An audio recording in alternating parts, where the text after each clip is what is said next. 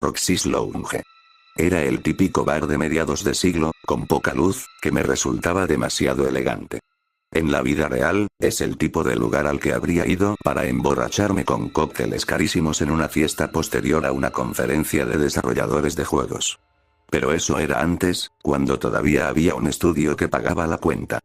Por suerte para mí, aquí dentro de la simulación, el dinero no era un problema. Pero no fue solo la promesa de embriaguez lo que me llevó a cruzar la entrada de neón de Roxy esa noche. Fue un nombre. Un nombre que había mirado fijamente en la lista de usuarios, con incredulidad, antes de venir aquí desde el otro lado de la ciudad. No puede ser él, pensé. ¿Cuándo demonios lo detuvieron? Ay, Dios mío, las palabras se me escaparon entre dientes. No pude contener la vergüenza que me siguió. Solo pude apartar la mirada hacia el suelo de madera de ébano y dejar que la expresión involuntaria siguiera su curso. Cuando me desabroché la cara, allí estaba, sentado en la barra. Vaca loca. Dejé de lado mi pantalla holográfica. La superposición translúcida de nombres de usuario, ubicaciones y notas se encogió y desapareció de mi vista periférica. Lo que quedó fue mi antiguo programador principal, con un traje y un sombrero fedora con estampado de vaca. El infame traje y sombrero fedora con estampado de vaca, tan feo como caro. Estaba coqueteando con la camarera. Sentí que volvían a sentirme incómodo. Hijo de puta, dije mientras me acercaba lo suficiente para que me oyeran por encima del murmullo de los otros clientes. Se dio la vuelta en el taburete y me evaluó tras unas gafas de aviador color rubí. Frunció el ceño exageradamente. Dime que no pareces tan viejo en la vida real, dijo. La vida te da un vuelco. Tú, en cambio, señalé todo su atuendo, parece que tienes 13 años otra vez. Anuncios se burló y extendió la mano para tomarme la mía. El apretón de mano se convirtió rápidamente en una palmadita en la espalda y luego en un abrazo fuerte. No había visto a Lucas, alias McCoy, en casi 10 años. Ya me invadían los recuerdos de las interminables noches de Crunch en Dark Room Entertainment, nuestro estudio de videojuegos. Recuerdos de desmayarnos en nuestros escritorios, en los sofás o, a veces, en el suelo. Todo parecía haber sido hace una eternidad. Me senté a su lado y le hice una señal al camarero. ¿Qué gracia tiene vivir en una simulación? Dijo, si no te pavoneas un poco. ¿Ya has probado las opciones del armario? Pareces un proxeneta confundido. En fin, ¿qué es eso de vivir en una simulación? Amigo, solo trabajo aquí. Y cuando me conseguiste este trabajo, no dijiste que tendría que trabajar contigo. ¿Crees que dejaría pasar esta oportunidad solo porque? Se detuvo. Pero pude terminar la frase por él.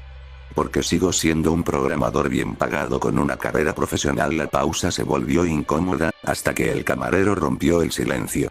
¿Te está dando problemas este tipo? Preguntó. La miré a los ojos y debí de haberla mantenido demasiado tiempo. Arqueó una ceja. Ese sí, dije finalmente, es un imbécil. Ella se rió entre dientes y le lanzó a Lucas una sonrisa juguetona. Por favor, trate de no asustar a mis clientes, señor McCoy, dijo. Mil disculpas, señora. Roxy, dijo Lucas, y se inclinó hacia la barra. Oiga, ¿podría convencerla de prepararme lo de siempre y? ¿Un gin tonic para mi colega? Buena memoria. Claro. ¿Qué tipo de trabajo hacen juntos? Preguntó. Somos control de calidad, me guiñó Lucas. Probablemente seamos los beta testers mejor pagados del mundo. Este mundo, al menos, dije, pero eso solo me valió una mirada ligeramente confundida de Roxy mientras se ponía a mezclar nuestras bebidas. ¿Verdad que es una pasada? Dijo Lucas en cuanto se alejó un poco. Llevo toda la noche haciéndole mi test de Turing. Apuesto a que sí, negué con la cabeza. ¿Sabes que hay una manera más fácil de saber si es real?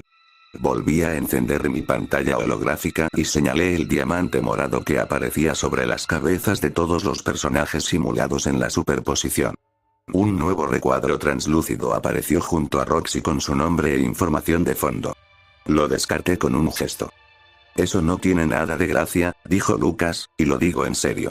Este tipo de cosas, este nivel de IA, este es el tipo de cosas con las que soñaba trabajar cuando estaba en Dark Room.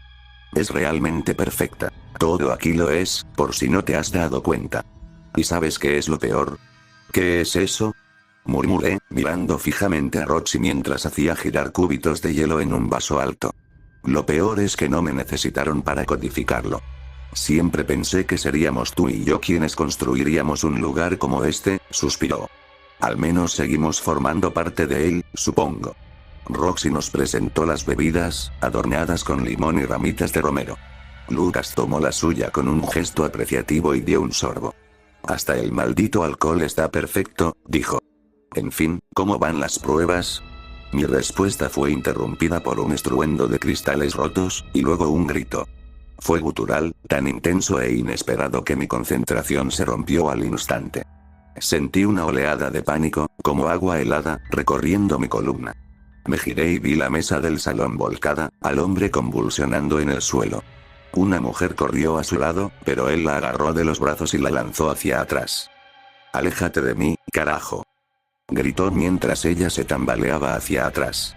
Dejé mi bebida con demasiada fuerza, derramando ginebra sobre la barra.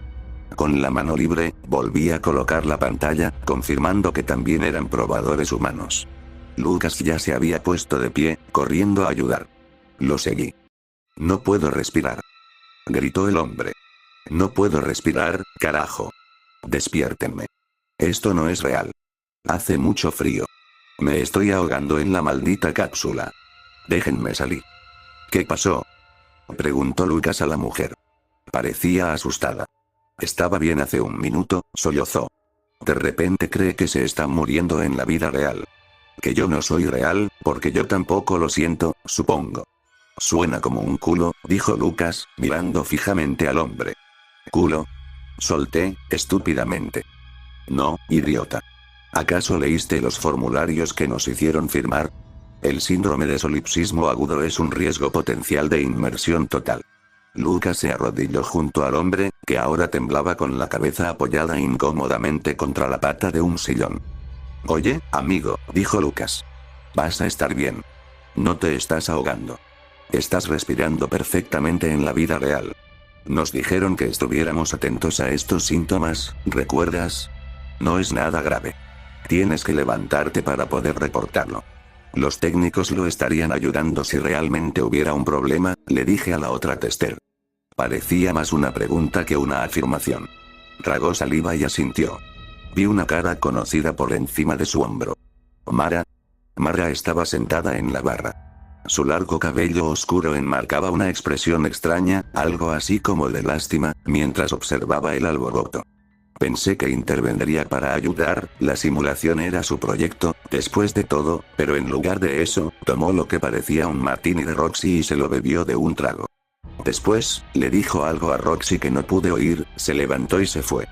«¿De verdad estás aquí?», le aseguró Lucas a nuestro colega, todavía en su papel de paramédico. «Intenta recordar cómo llegaste». Volví a mirar el asiento vacío de Mara. Roxy estaba limpiando el mostrador. Sentí una oleada de malestar en el estómago. «¿Recuerda cómo llegaste aquí?», pensé. El viaje en ascensor fue tan largo que me quedé dormido. Me desperté sobresaltado, como si me hubiera caído, y me encogí de vergüenza. Si los demás en el vagón de carga se habían dado cuenta, no me hicieron ningún gesto. El único que me miraba era mi propio reflejo enrojecido en los paneles cromados del ascensor. Dios mío, qué aspecto tenía. Maldito jet lag. Pero ¿cuánto tiempo llevábamos descendiendo? Apenas había terminado de desempacar cuando el personal de la fundación llamó a mi puerta. Me acompañaron abajo con los demás posibles participantes, al sótano del refugio de montaña. Desde allí subimos al ascensor. Había pasado unos minutos, pero ya parecía ayer. Me reí tontamente, recordando los tiempos de carga larguísimos de la mayoría de los juegos de Dark Room. Se convirtió en una especie de broma interna. Atrapar a nuestros jugadores en ascensores mientras cargaba un nuevo nivel. Era un mal necesario para mantener la inmersión. Algunos de nuestros fans más masochistas incluso lo encontraron entrañable. «¿Entonces es aquí donde escondiste la pantalla de carga?», pregunté para romper el hielo. No hubo respuesta. O no eran jugadores, o también estaban tan cansados del jet lag que se habían vuelto zombies. O quizás simplemente no soy gracioso. «No, eso está mucho más abajo», dijo finalmente una mujer desde junto a los controles. Me miró y sonrió con complicidad. Bueno, al menos parecía estar bien descansada. Su cabello negro y suelto le caía por la bata hasta los bordes de la placa con su nombre.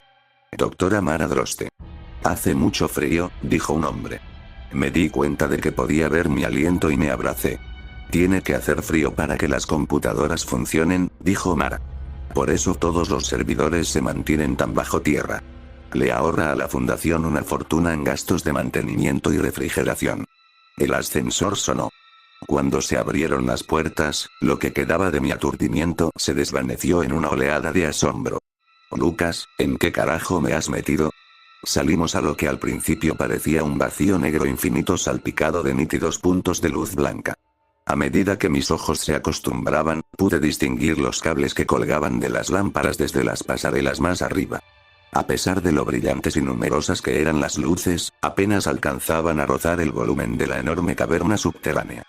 Solo una tenue luz llegaba a las paredes, la suficiente para poder distinguir la espiral de piedra marmórea en la distancia. Por encima del entrecruzamiento de pasarelas artificiales, el techo abovedado se alzaba en la más absoluta oscuridad. Bienvenidos al búnker, dijo Mara. Nos hizo señas para que siguiéramos por un sendero de farolas, adentrándonos en la caverna. Parecía como si alguien hubiera teletransportado las entrañas de un centro de investigación a las profundidades de la montaña. El frío acero y el hormigón se fundían con la piedra natural con una practicidad que no podía ocultar la extraña belleza de las cuevas. Cruzamos una imponente puerta de mamparo y un puente que cruzaba un lago de agua que brillaba como cristal negro. ¿De verdad la fundación construyó este lugar?, dijo una mujer atónita. Debió de costar una fortuna.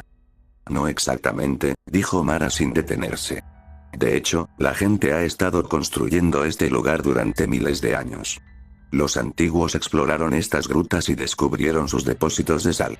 Las explotaron durante siglos, durante toda la Edad Media, hasta que quedaron selladas. ¿Por qué estaba sellado?, pregunté. Los registros no son claros al respecto. Lo que sí sabemos es que el gobierno soviético lo excavó para usarlo como refugio antiaéreo en caso de una guerra nuclear. Les debemos la mayor parte de la infraestructura, incluyendo los extractores geotérmicos. Después de la Guerra Fría, volvió a sellarse hasta que lo compramos. Así que, para terminar de responder a la primera pregunta, sí, costó una fortuna. Seguí el recorrido, preguntándome quién estaría invirtiendo tanto capital en la fundación para la tecnología de realidad virtual. Claro, nos habría encantado tenerla en nuestras manos en Dark Room. Pero incluso en la cúspide de nuestro éxito, no estábamos en posición de comprar una maldita base subterránea rusa. Algo no cuadraba. Aún así, el sueldo era de una escala inimaginable para alguien que enseña diseño de videojuegos a estudiantes universitarios. Y había algo más, casi nostálgico. Sentía que, fuera lo que fuese, era una oportunidad de entrar desde cero en el próximo gran proyecto. Si resultaba innovador, tal vez podría volver a labrarme un nombre en la industria. Finalmente llegamos a una segunda bóveda enorme, claramente remodelada por maquinaria pesada hasta convertirse en un almacén liso y perfectamente rectangular.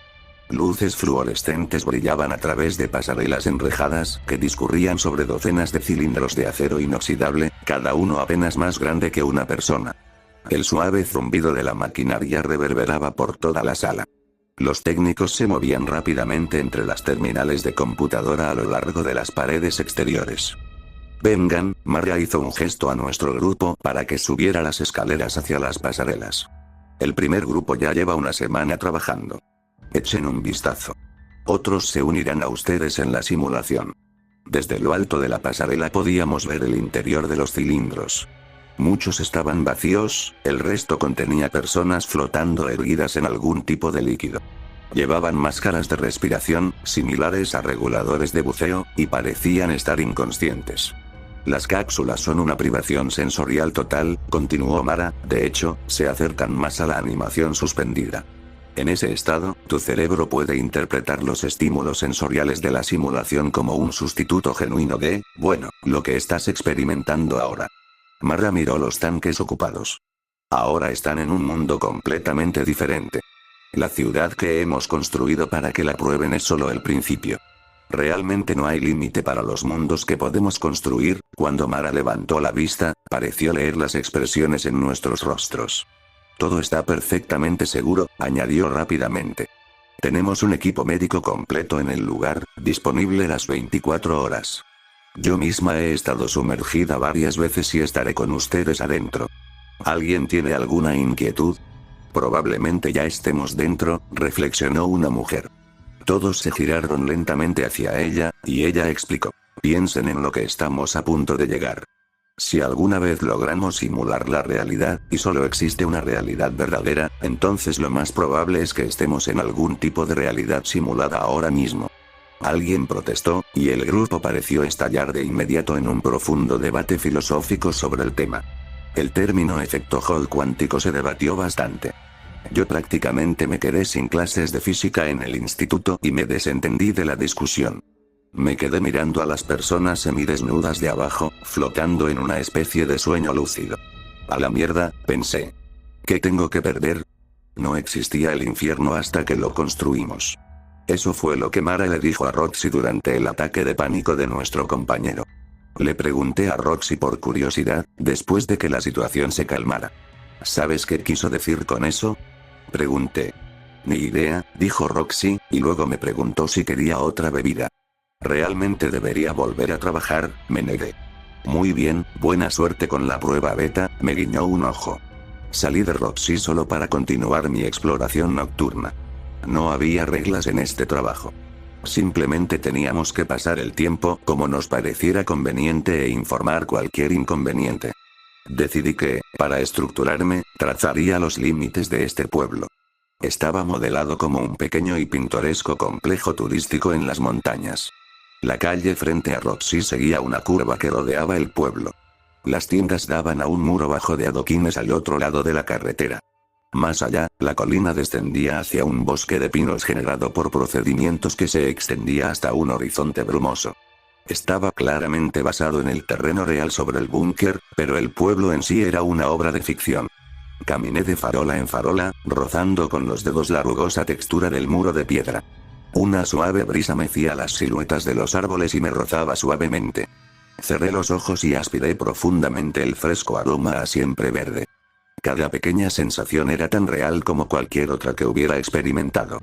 Fantaseaba con la generación de juegos que seguramente surgiría de esta tecnología. Incluso los títulos de realidad virtual más inmersivos de Dark Room parecerían primitivos y obsoletos en el futuro. De repente, la brisa se volvió incómodamente fría. Una sensación primaria me dijo que saliera de la ensoñación. Algo andaba mal. Las crípticas palabras de Mara volvieron a mí. Me di cuenta de que había estado caminando en la oscuridad. Las farolas estaban apagadas. Me giré, confundido, y vi que había pasado media docena de farolas fundidas sin darme cuenta. Las tiendas también estaban vacías y oscuras. Me pregunté si me habría topado con alguna zona sin terminar. El sonido del viento también había cambiado. No, no es el viento, son los árboles. Detrás de mí, donde las farolas aún funcionaban, los árboles se mecían con la suave brisa. Pero en la zona oscura permanecían completamente inmóviles, como congelados.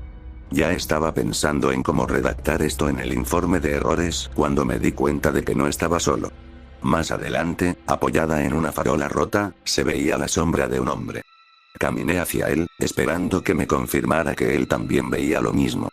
Pero dudé a medio camino entre mi farola y la suya. Algo le pasaba. Se retorcía de forma extraña, como si estuviera en medio de un espasmo. Por un momento pensé en el probador de Roxys, convulsionando de dolor. Pero no, esto era diferente. Este hombre sollozaba. Ha entrado el frío, lloró con voz ronca, aparentemente para sí mismo. Estaba a punto de preguntarle si necesitaba ayuda cuando las nubes se abrieron, bañándonos a ambos con la luz de la luna. Se me heló la sangre. El anciano estaba marchito y demacrado, poco más que un esqueleto. No llevaba nada más que los mismos pantalones cortos de neopreno y el arnés de nylon que nos dieron a todos en la vida real, antes de entrar en las cápsulas.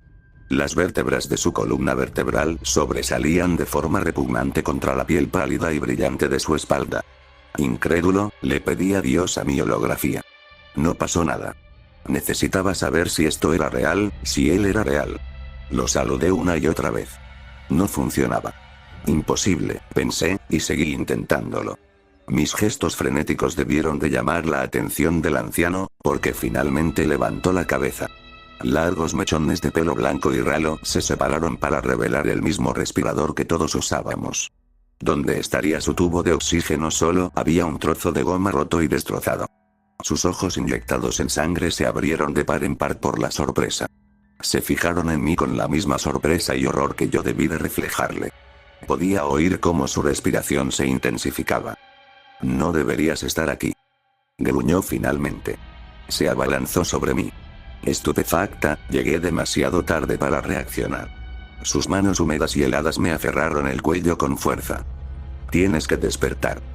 Gruñó, y me apretó con más fuerza. No podía respirar. No podía gritar. Solo pánico. Intenté apartar sus manos de mi garganta, pero estaban demasiado resbaladizas por el mismo líquido pegajoso de las cápsulas. Mis manos se deslizaron por sus brazos fibrosos, y entonces lo vi. Ese maldito tatuaje. Dead Squirrel, una ardilla que sostiene una katana escrita con tinta negra de mierda. McCoy me había emborrachado tanto en la fiesta de lanzamiento de nuestro primer juego que logró convencerme de comprarme esa maldita cosa. Era mi propio alter ego en mi antebrazo, a juego con el suyo.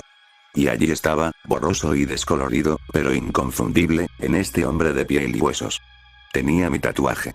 Lo miré a la cara, incluso mientras me costaba respirar. El reconocimiento me invadió con una oleada de terror gélido que me arrancó la cordura. Era yo. Él era yo. Lo absurdo de mi situación me infundió una repentina explosión de fuerza, un vigor onírico, y arrojé al antiguo doble.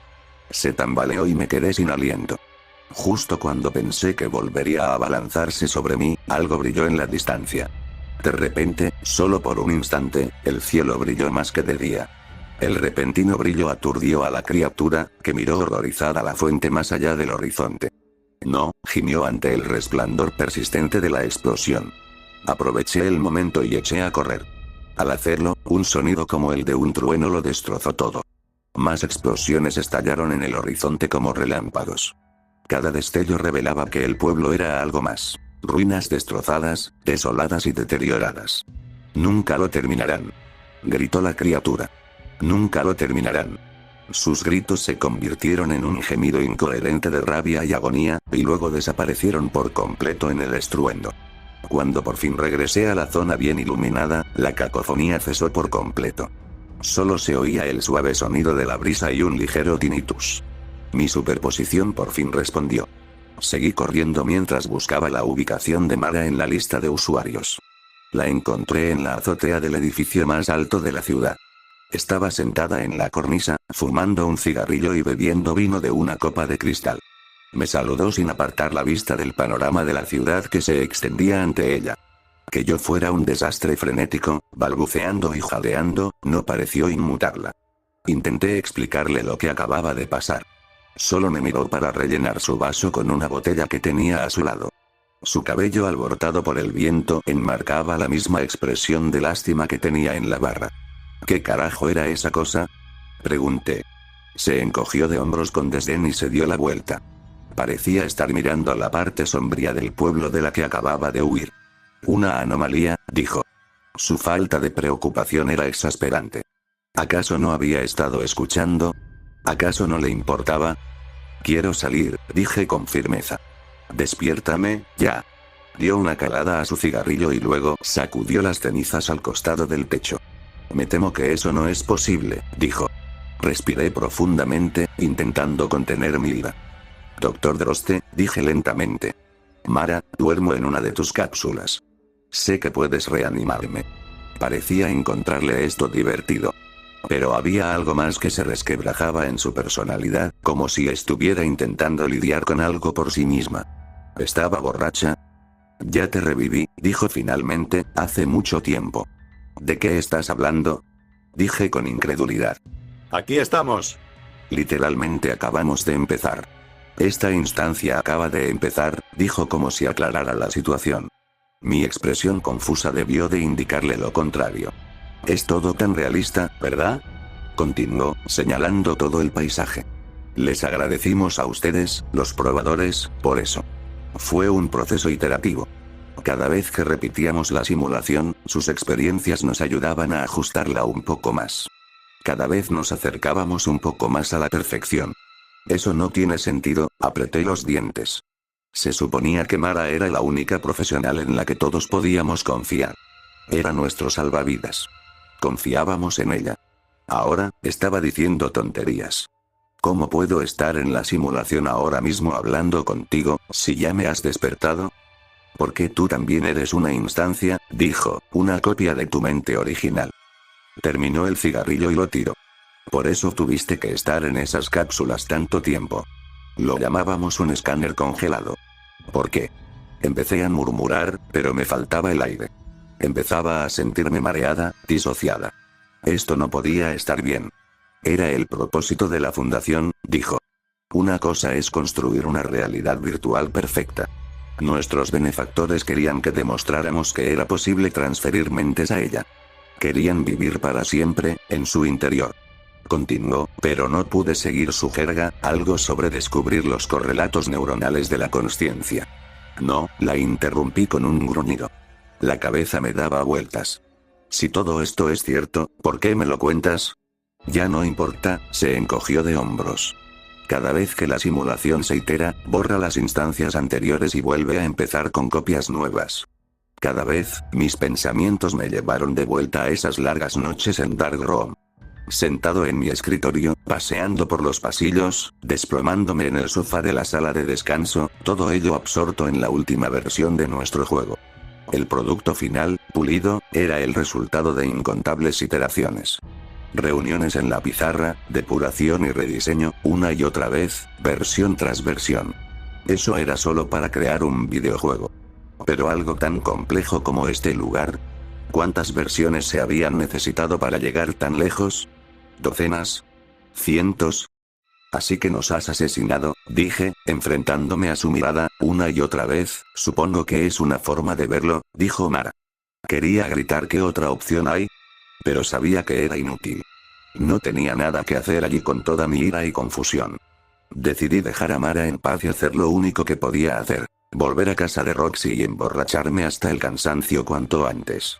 Estaba a punto de bajar las escaleras cuando recordé algo y me volví hacia ella.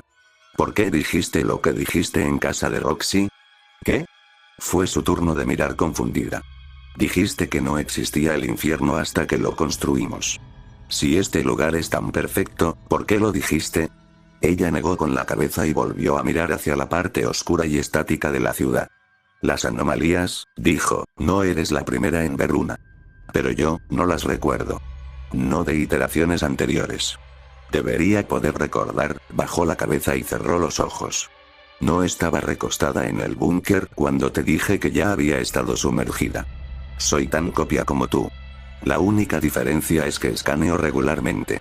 Debería recordar todas las versiones anteriores, a menos que ya no esté para escanearlas. Respiró hondo y se estremeció. Y un fallo de esa magnitud no ocurre al azar ni de la noche a la mañana. Es señal de que el hardware está fallando, de que lleva tiempo fallando. Pero nuestros servidores fueron diseñados a medida para multimillonarios que quieren vivir para siempre. Se mantienen bajo tierra en perfectas condiciones. Podrían funcionar durante 1000 años, quizá más. Si no quedara nadie para apagarlos, dije, atando cabos. Se giró hacia mí con lágrimas frescas en el rostro. Pensé en el búnker, el gélido vacío de cavernas vacías en las profundidades de las montañas. Pensé en terminales centelleantes, atendidas solo por esqueletos marchitos. Extractores geotérmicos zumbaban tras antiguos y ominosos mamparos soviéticos, sellados para siempre contra un apocalipsis exterior. Y en lo más profundo, dentro de alguna computadora que aún funcionaba, mi propio fantasma, muerto hacía tiempo, seguía intentando en vano despertarme de una simulación atrapada en un bucle infinito. Más allá de la mirada de Mara, la oscura zona del pueblo parecía agrandarse. Los zarcillos negros como la tinta de su desolación se extendían de una farola a otra. El viento se volvió gélido, y con él llegó un sonido distante, débil, pero familiar, como los lamentos de algo perdido y asustado. Abrí mi pantalla holográfica y comencé a escribir un informe de errores.